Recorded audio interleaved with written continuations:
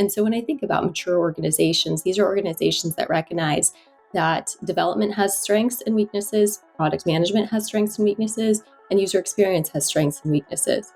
But by collaborating together, you're minimizing your weaknesses and you're accentuating your strengths, and you're ultimately delivering a better product.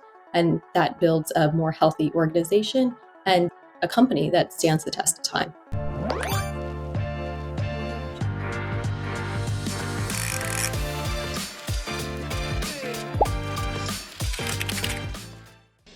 I was curious if you could even just start off by sharing a little bit about kind of those characteristics of how you would describe a mature product team. What does that look like? So when I think of maturity, and I use that term kind of loosely, I'm more thinking about a product organization as a whole, as design, development, and product management all collaborating, working together. Sometimes you have scrum masters in smaller companies. You may not even have a scrum master. You may have teams that share a baton and play a different role at different times. But I really think of it as design, product management, and dev all working together as a product team. With design responsible for the usability of the product, dev responsible for the feasibility of the product, and then PM responsible for the viability of the product. So that means that PM is the one who's maybe making suggestions about based on what the business is trying to accomplish. We need to get to 1 or 2 million this year, and we think that the way that we're going to do that is via X, maybe targeting mid-sized companies that are in the healthcare space, and then working with UX, working with dev on what are the features that we can deliver that will really support that use case, those customers, what they're trying to do in our product. And so it's a collaboration really. And so when I think about maturity is that collaboration and really developing that collaboration so that it's a partnership. When you see more immature organizations, usually you have dev charging forward with, they heard from sales that XYZ is needed. And so they're hacking it together, trying to get it out the door, but what they deliver may not be exactly what sales was looking for. You may respond to what sales said they needed without understanding the actual details of the use case or the why behind the need. And so what you deliver doesn't end up being a whole solution or ends up being a poor experience. I also see immaturity when design is, we can do all these really cool interactions, but without connection to ultimately where the company is trying to grow, where the company is building. And then you also see immaturity in product teams, or product management teams, I should say, where product management is focused on, oh, we need to go and conquer this hill with no connection to what development and what design are trying to focus on, in terms of usability, in terms of feasibility. If you just focus on the next hill to go and build, the next use case to go and conquer, without a connection back to your architecture runway that you need to develop and deliver on, you're going to build a house of cards and it's eventually going to collapse. That's not a product that will stand the test of time. And so when I think about mature organizations, these are organizations that recognize that development has strengths and weaknesses, product management has strengths and weaknesses, and user experience has strengths and weaknesses. But by collaborating together, you're minimizing your weaknesses and you're accentuating your strengths, and you're ultimately delivering a better product. And that builds a more healthy organization and a company that stands the test of time. Yeah, definitely. So then that's super interesting, just the need for collaboration between these teams. I'm kind of curious then if an immature team might be kind of known or characterized as sometimes they're operating a little bit in a siloed fashion. Maybe one team just decides we're just going to go ahead and do this without connecting with dev and connecting with data, that kind of thing. So, what are some practical steps that kind of an earlier stage, maybe more immature product organization can take to help them move towards collaboration? Because it's not really something that just happens overnight right away. Yeah, I would say the most important thing to ask is why. And a lot of times when you're a smaller company, you're trying to move fast. Existential threat is everywhere. It feels like you just need to make that next deal, and so there's a lot of pressure to move. And the pressure is, well, we know what we need to do. Let's just go execute, execute, execute. But that's when you put the blinders on, when you put your head down and just execute without a connection back to the why am I doing this? What is the value that I'm delivering for this business? Without an understanding of that, that's where you have that immaturity. That's where you lose that connection, and that's where you do get siloed. Even it's funny to think of silos in a small company because it's, if you're 20 people, how could you possibly get siloed? But yes, you can if you're not connecting back to the why. If you're not understanding why sales is making an ask that they're making, or why a customer is looking for the product to do X, you're going to miss some connective tissue that will really support the use case that will ultimately deliver a better product. I think when you're in a small company, a lot of times that why just hangs around in the ether. And so you tend to know that. But then as you grow bigger and bigger, it becomes more of a function, a muscle that you have to build rather than something that you just inherently understand. When you sit right next to the only person in sales, it's really easy to understand their pain points.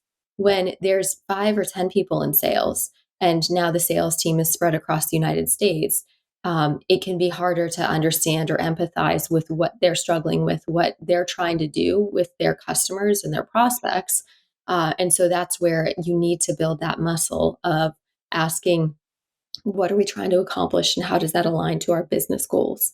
And it's not, it's trying to understand the underlying connections, because somebody may ask for X feature, but without understanding why they're asking for X feature. When you deliver X feature, you don't deliver a whole solution. You're scratching one itch but not realizing the bigger pain point.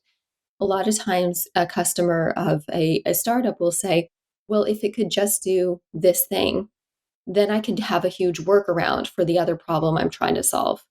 When it would be better to understand, well, what is this other problem that you're trying to solve? And could we more directly solve that problem rather than take you on a winding road? Could we scratch that itch in a different way? And so that's where that when I think of the one thing a team could do, it's as you grow, building that muscle of asking why. And that's where the connection between design, development, and product management starts to come into play because each owns an aspect of the why, each understands an aspect of the why, and then they work together in order to deliver on that and deliver that whole value to a customer. Yeah. So then, just kind of on a practical note, if you have the sales team that has come with this idea, they've kind of collected maybe feedback from customers, and they know like we want this new function, or we want to be able to adapt kind of a current functionality a little bit. Um, do you have any tips around how to make sure that sales is going to all the teams? Because you mentioned an example that an immature organization, you might have the dev team that got their orders from sales and they just dive right in. But how do you bring everybody into the mix and make sure that all teams are involved so that you can ensure that everybody gets a chance to ask that why question?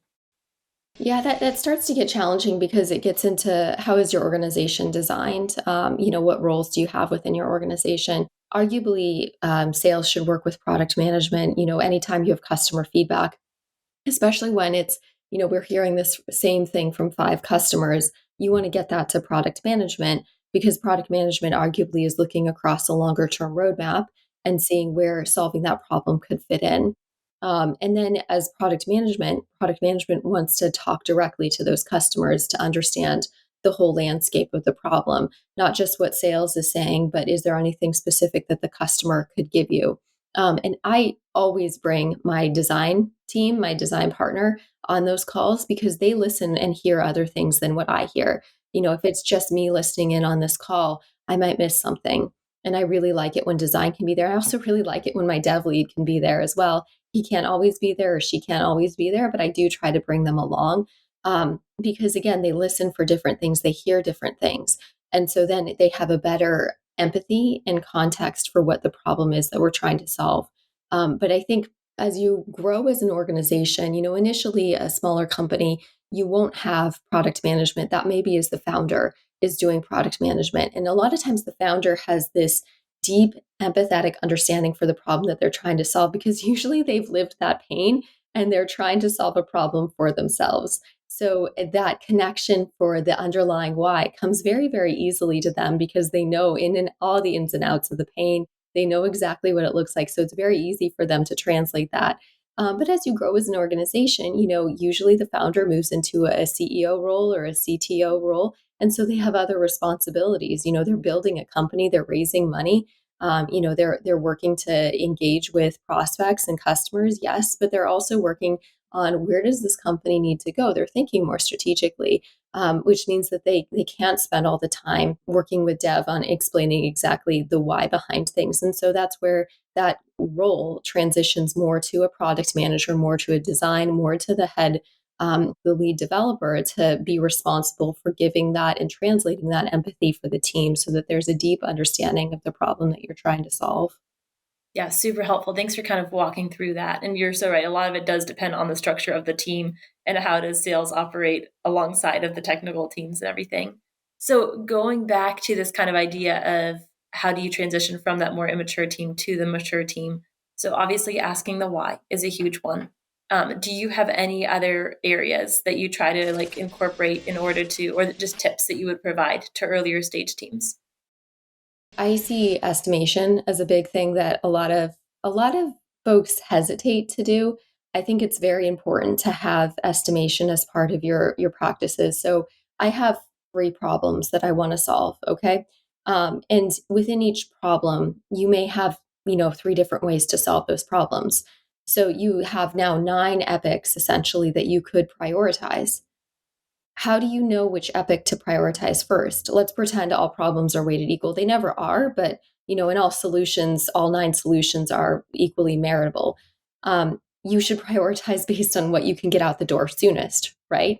But usually, dev will want to do a research spike. Design will want to do some initial cuts at what this would look like, and so that's investing time in one of those nine potential solutions. So you need to know even before you're doing that, what what is this potential solution that I should prioritize first?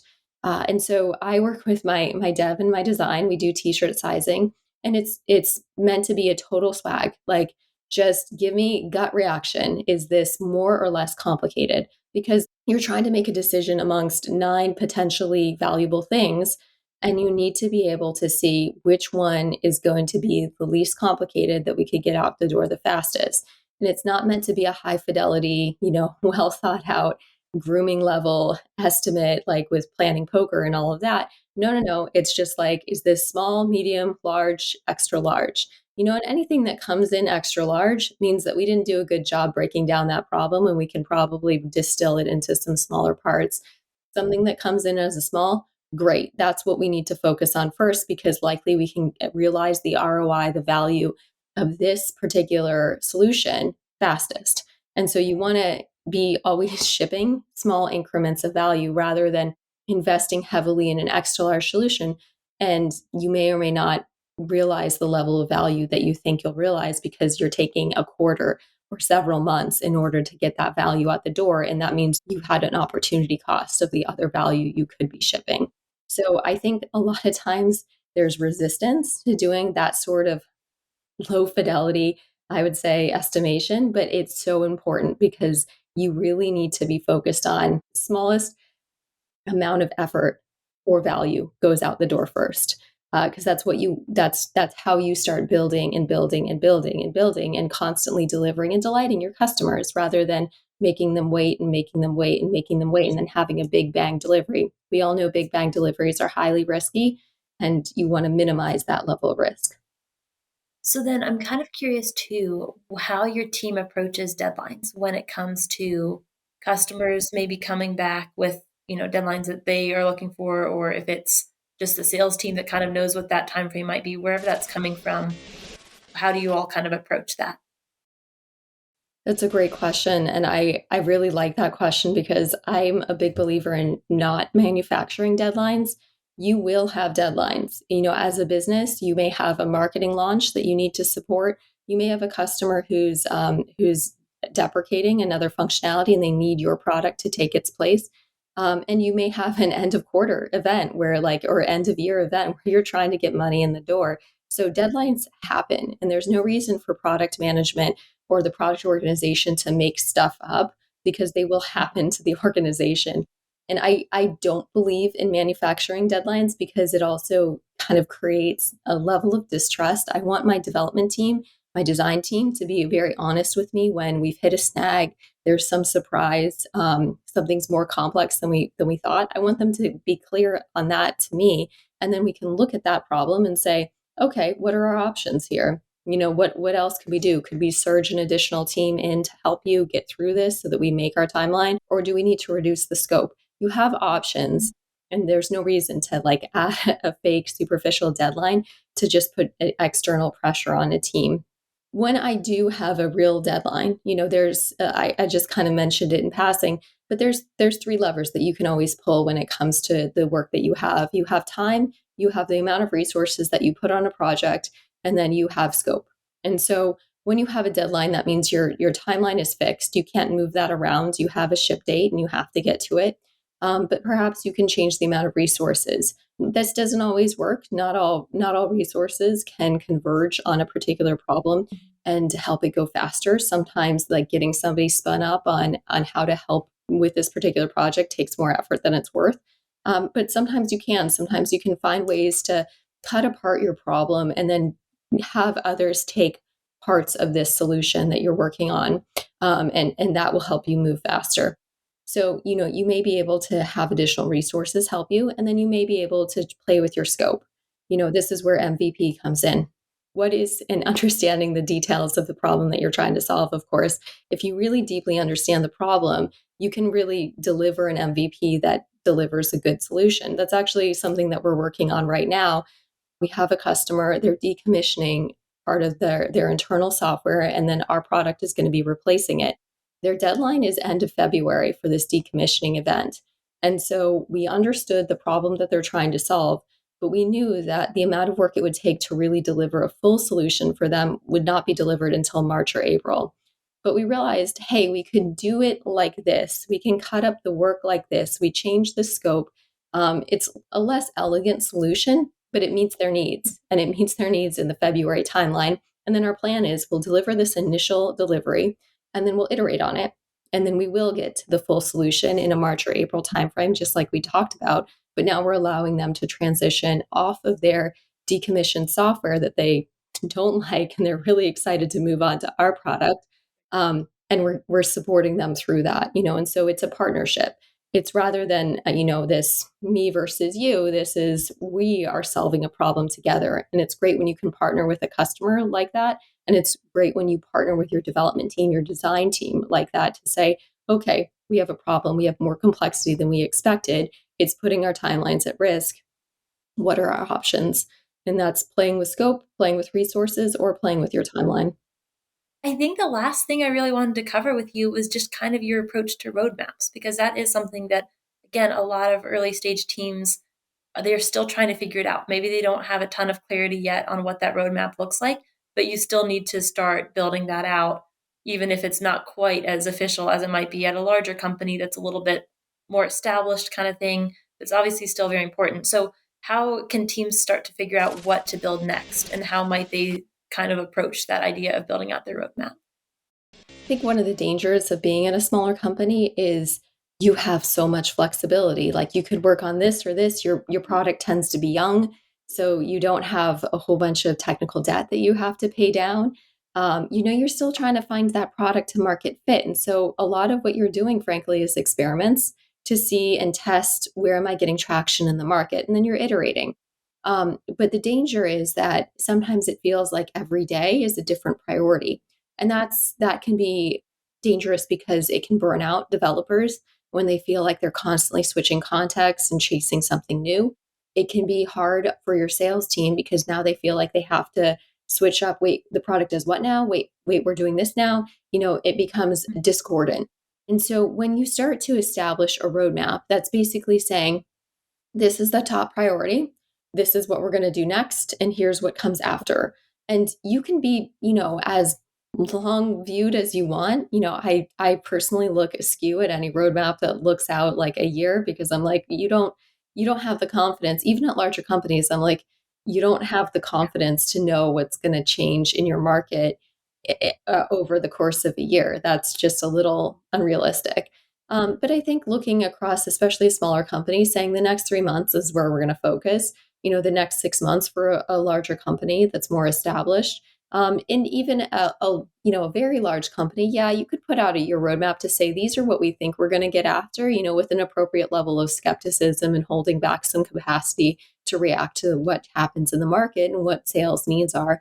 Um, so that's how I look at it at a high level. From an actual doing it, you need to say what's most important for us to do right now. What is the most important problem for us to solve? And then every other thing that comes up, you have to look at that and trade that off against that problem. Okay, team is working on X. We know it's expensive to take a team that's currently engaged and move them on to something else. So you shouldn't do that. As much as possible, you bias against changing the work while the work is mid flight. If you have an existential threat, yeah, you're changing that work right away. That's happening.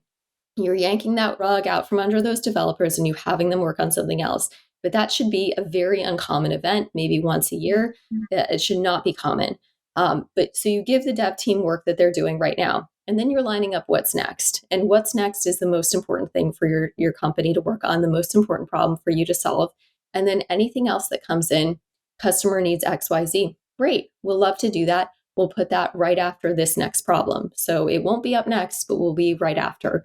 And then, oh, another customer needs ABC. Okay, is that more important than XYZ? Is that more important than the most important problem for you to solve? And you can make those decisions. You can change your roadmap as much as you want to, but it's just important to have that exercise to always know for the next, month, next 2 months, next 3 months, what is the work that we'll be doing? And you can reorder, reshuffle based on feedback you're getting from the market, based on what you're hearing from customers, based on prospects and sales needs, based on the architecture runway you need to support these initiatives. Absolutely, you can change these things. But you always need to be asking, is this the most important thing for my team to work on right now? And bias against changing out the work as the team is actually actively engaged, because that can be very, very disruptive. Yeah, definitely. Well, thank you for that. That's very helpful to think through, and a huge point of the fact that even a large company may not know a full year out what's going to happen. There's way too many variables that are out of their control. You can plan away, but yeah, you're obviously going to have to remain flexible. Yeah, I think one of the biggest things that large companies try to do is actually maintain flexibility like you have when you're a smaller company. Because when you're nimble, you can react to market changes. Just like a large ship, you can't turn a large ship on a dime, but smaller ships can make these little changes. So as you grow, you want to maintain a level of flexibility, but you also want to maintain a level of standardization, a level of consistent direction so that you're not giving the teams whiplash.